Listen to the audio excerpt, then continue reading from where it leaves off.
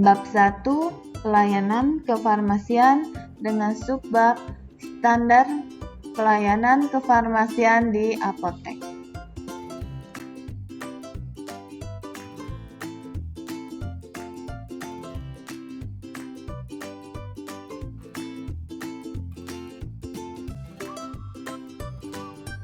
Standar pelayanan kefarmasian di apotek diatur oleh Permenkes Nomor 73 Tahun 2016 tentang Standar Pelayanan Kefarmasian di Apotek yang menggantikan Permenkes Nomor 35 Tahun 2014. Standar pelayanan kefarmasian di apotek terbagi lagi menjadi dua. Bagian yang pertama adalah pengelolaan sediaan farmasi, alat kesehatan, dan bahan medis habis pakai. Kemudian yang kedua adalah pelayanan farmasi klinik. Dalam video pembelajaran kali ini, kita akan membahas pengelolaan sediaan farmasi, alkes, dan bahan medis habis pakai, mulai dari perencanaan, pengadaan, penerimaan, penyimpanan, pemusnahan, dan penarikan, pengendalian, serta terakhir pencatatan dan pelaporan.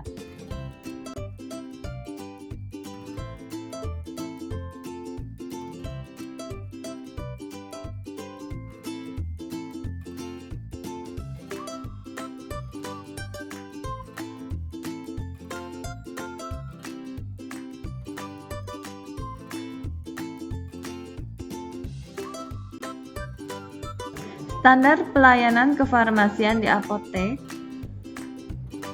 Bab pengelolaan sediaan farmasi, alkes, dan bahan medis habis pakai yang pertama adalah perencanaan.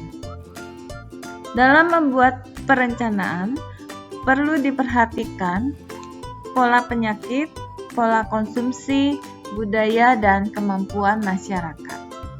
Apakah di lingkungan sekitar apotek memiliki pola penyakit seperti misalnya hipertensi, diabetes, obesitas, jantung, diare, atau penyakit-penyakit lainnya. Kemudian pola konsumsi juga perlu diperhatikan. Apakah konsumen atau pelanggan di apotek merupakan pasien dengan obat racikan atau obat dengan bentuk tablet, sirup, atau sediaan lainnya. Kemudian pola budaya, apakah masyarakat di sekitar atau pelanggan di apotek lebih menyukai obat tradisional dibandingkan obat-obat kimia misalnya. Atau kemampuan masyarakat, apakah apotek berada di masyarakat yang lebih menyukai obat-obat generik dibandingkan obat-obat yang bermerek.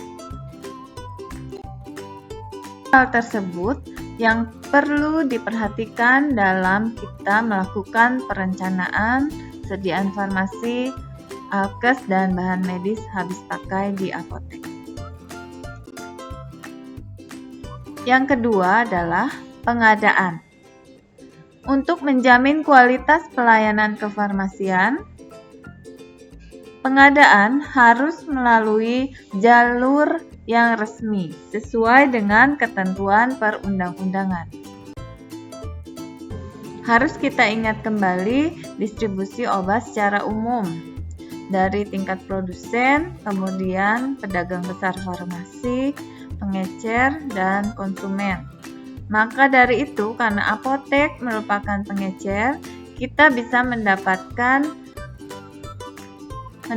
sediaan farmasi dari pedagang besar farmasi.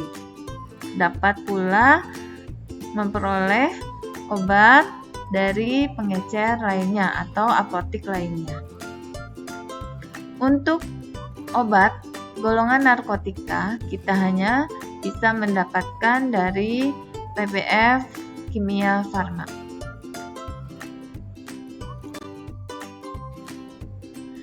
Setelah membuat perencanaan, kemudian pengadaan, yaitu dengan memesan ke PBF, maka tahap yang ketiga adalah penerimaan.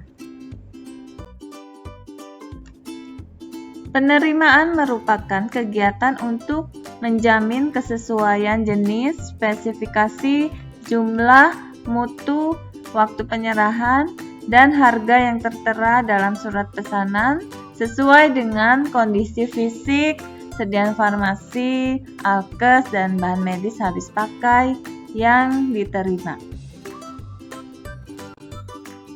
Apabila terdapat ketidaksesuaian atau kondisi fisik barang yang kurang baik, atau terdapat ketidaksesuaian antara faktur dan barang, maka yang harus dilakukan adalah melakukan proses retur barang.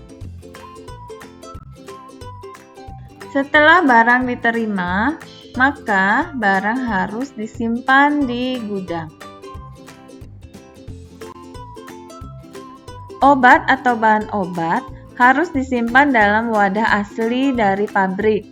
Dalam hal pengecualian atau darurat, ketika isi dipindahkan pada wadah lain, maka harus dicegah terjadinya kontaminasi dan harus ditulis informasi yang jelas pada wadah yang baru.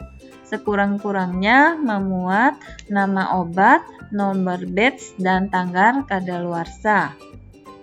Semua obat harus disimpan pada kondisi yang sesuai sehingga terjamin keamanan dan stabilitasnya. Tempat penyimpanan obat tidak dipergunakan untuk penyimpanan barang lainnya yang menyebabkan kontaminasi. Sistem penyimpanan dilakukan dengan memperhatikan bentuk sediaan dan kelas terapi obat, serta disusun secara alfabetis. Pengeluaran obat memakai sistem FIFO atau First Expire First Out atau FIFO, First In First Out. Standar yang kelima adalah pemusnahan dan penarikan. Obat kadaluarsa atau rusak harus dimusnahkan sesuai dengan jenis dan bentuk sediaan. Pemusnahan obat kadaluarsa atau rusak yang mengandung narkotika atau psikotropika dilakukan oleh apoteker dan disaksikan oleh Dinas Kesehatan Kabupaten atau Kota. Pemusnahan obat lain dilakukan oleh apoteker dan disaksikan oleh tenaga kefarmasian lain yang memiliki surat izin praktik atau surat izin kerja. Resep yang telah disimpan melebihi jangka waktu 5 tahun dapat dimusnahkan. Pemusnahan dilakukan oleh apoteker, disaksikan oleh sekurang-kurangnya petugas lain di apotek dengan cara dibakar atau cara pemusnahan lain yang dibuktikan dengan berita acara pemusnahan.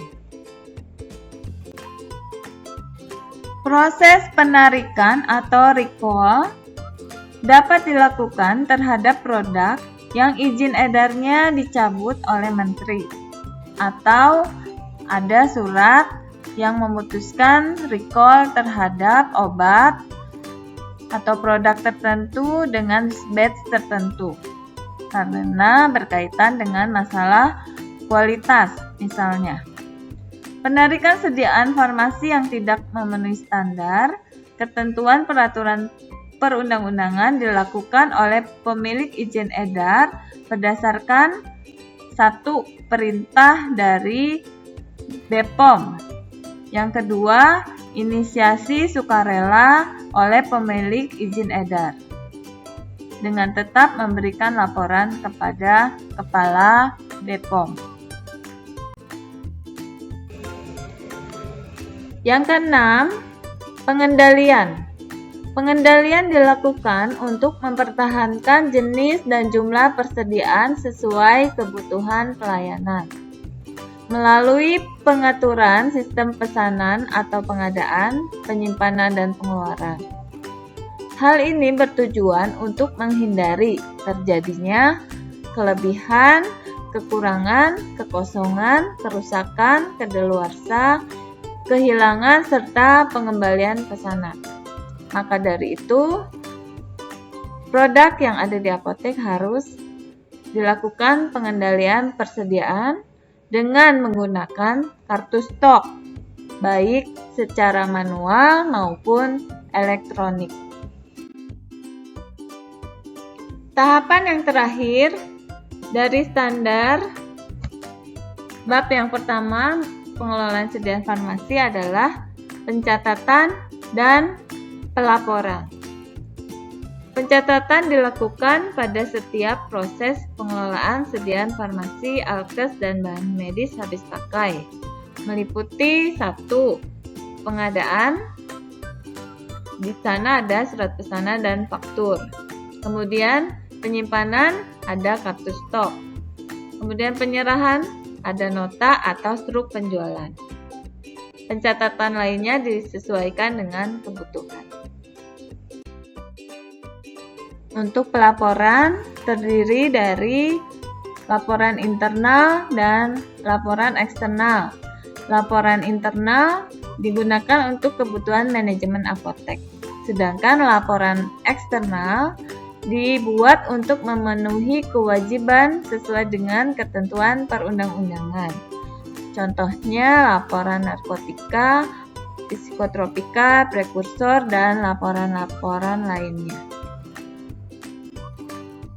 Untuk laporan narkotika dan psikotropika kepada Kemenkes sudah menggunakan aplikasi SIPNAP. Baiklah, demikian standar pelayanan kefarmasian di apotek, meliputi pengelolaan sediaan farmasi, alkes, dan bahan medis habis pakai mulai dari perencanaan sampai pelaporan. Pada materi berikutnya kita akan bahas standar pelayanan kefarmasian berikutnya, yaitu pelayanan farmasi klinik, meliputi pengkajian resep, dispensing, PO, konseling, pelayanan kefarmasian di rumah, kemudian PTO atau pemantauan terapi obat, dan MESO, monitoring efek samping obat. Terima kasih, tetap semangat belajar. Sampai jumpa pada materi berikutnya.